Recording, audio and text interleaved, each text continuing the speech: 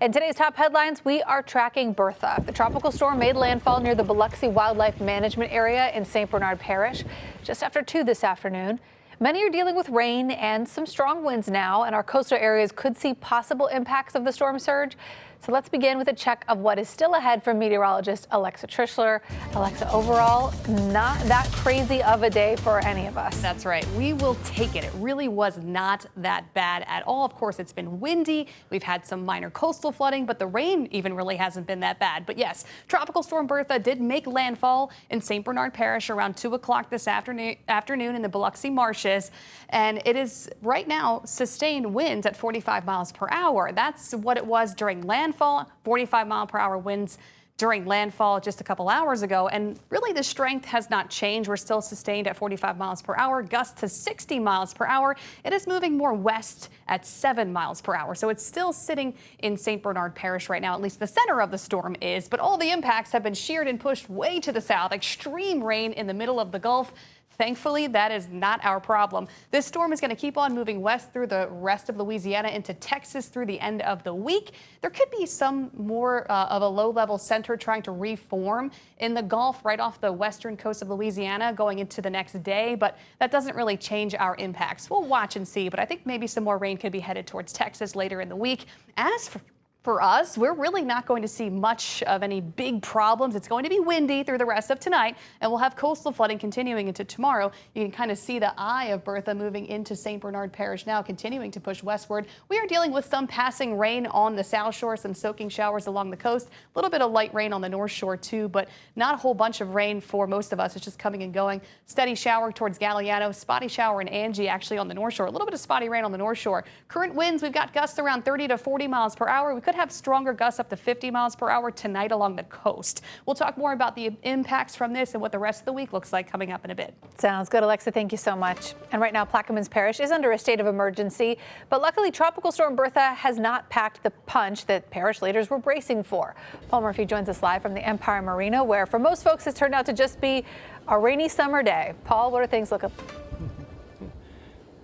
Yeah, hi, Devin. It has been raining off and on for most of the afternoon with a little bit of a breeze mixed in, but other than that, not much. And we're told that the sun is already starting to pop out from beneath the clouds on the coast about 20 miles from here. And what we saw today isn't what I would exactly call a downpour. It was more of a fine misty rain throughout the day. Plaquemines Parish President Keith Hinckley says storm surge topped out at 1 to 3 feet, not enough to put water over the roads. He says that there was some water over the docks down in Venice on the coast, but it quickly receded after Bertha made landfall near the Plaquemines St. Bernard Parish line about 30 miles from here. Hinckley is asking residents not to let down their guard until Bertha is well clear of our region. There was a jog to the north earlier this morning. That's what I believe that's really kind of helped us out here, is when it moved north, it kind of put us in a little that area that it was just a dry area, because you notice all of the rain of this event has been well south of us.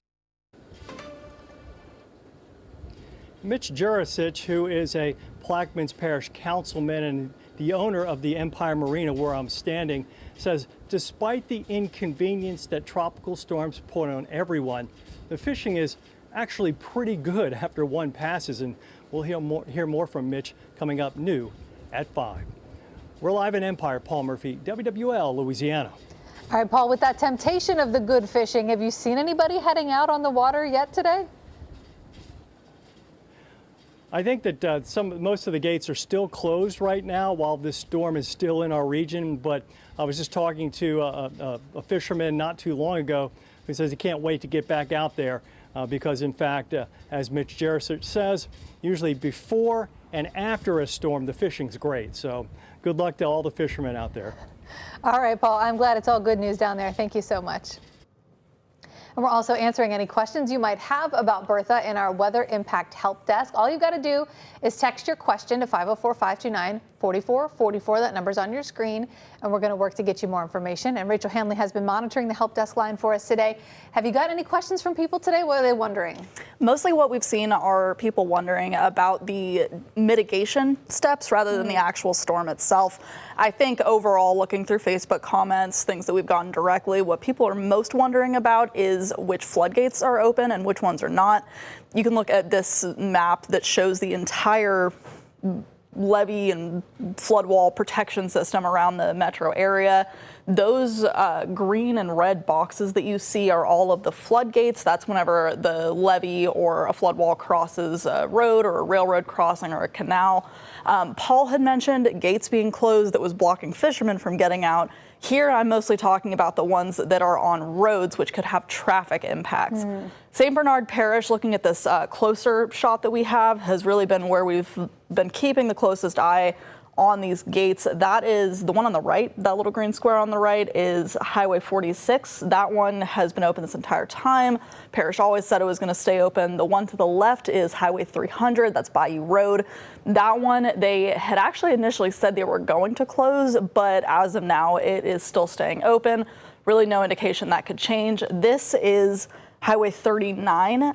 That green square that you see right there is the floodgate that goes over the road. There was some question as to whether that one would be closed too, but they decided late yesterday that they were going to leave that one open too.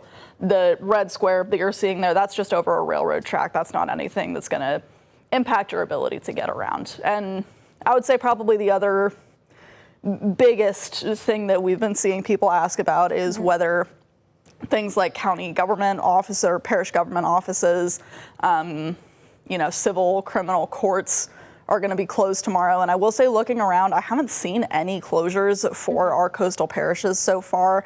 But as our meteorologists have been saying, we could see, more impacts through the rest of the day and through the night. So if you have some kind of business at the, courthouse or parish government building tomorrow, just keep an eye on it. Maybe call ahead in the morning just to make sure. Yeah. All right, Rachel, thank you so much for answering all those questions.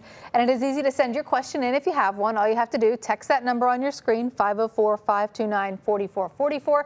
Rachel's going to be watching that number, answering more of your questions tonight, coming up at 5 and 6. And you can also send us storm photos to that number as well if it is safe for you to take those photos and send them in. And remember, you can always find the latest updates on Bertha and all of today's headlines on our website, social media pages, and on our free app for your phone or TV. In more top stories today, this morning, an independent autopsy on Nolan Wells was released, but it did not determine how he died.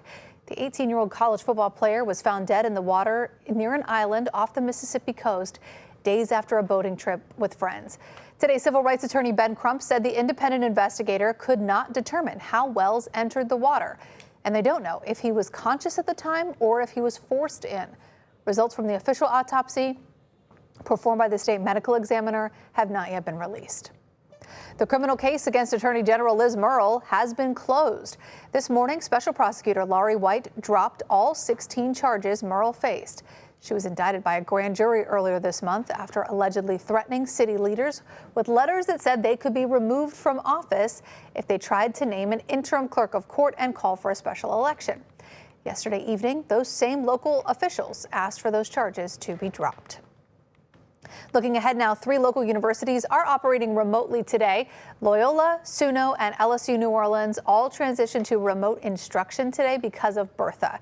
So far, students, faculty, and staff are set to head back to campus tomorrow, but we are keeping a close eye. We'll update you on that if it changes. The start of tomorrow's Grand Isle Tarpon Rodeo has been delayed. This is also because of Bertha. Festivities were set to begin at 11, but now everything will kick off at 5 in the evening. Organizers are also asking anyone who does plan to fish to use their best judgment. Always put safety first. We're going to check in on current conditions in Grand Isle a little later in the show. Nationally, services have been set for Senator Lindsey Graham. A ceremony for Graham will be held at the Capitol building on Tuesday, and a formal funeral service will follow at the Washington National Cathedral. South Carolina will honor their late senator the next day at its state house.